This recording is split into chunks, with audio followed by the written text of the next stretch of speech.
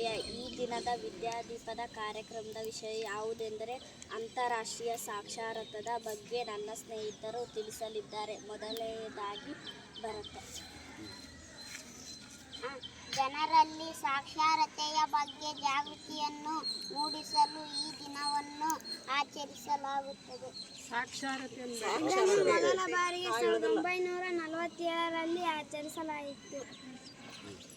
UNESCO 26 October 1966ರಂದು 14ನೇ ಅಧಿವೇಶನದಲ್ಲಿ ಘೋಷಿಸಿತು.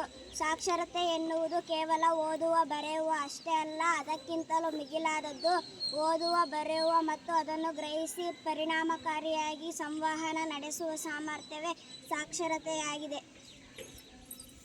ಕಲಿಕೆ ಪ್ರತಿ ಮಾನವನ ಮೂಲಭೂತ ಹಕ್ಕಾಗಿದೆ. ಇದು ವೈಯಕ್ತಿಕ ಸಬಲೀಕರಣಕ್ಕೆ ಅಡಿಪಾಯ ಹಾಕುತ್ತದೆ.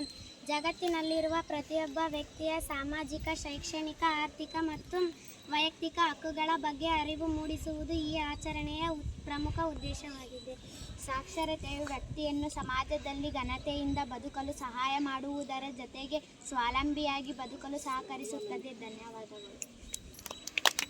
ಇಲ್ಲಿಯ ತನಕ ನನ್ನ ಎಲ್ಲ ಗೆಳೆಯ ಗೆಳತಿಯರು ಅಂತಾರಾಷ್ಟ್ರೀಯ ಸಾಕ್ಷರತಾ ದಿನಾಚರಣೆಯ ಬಗ್ಗೆ ತಿಳಿಸಿಕೊಟ್ಟಂಥ ಅವರೆಲ್ಲರಿಗೂ ತುಂಬ ಹೃದಯದ ಧನ್ಯವಾದಗಳು.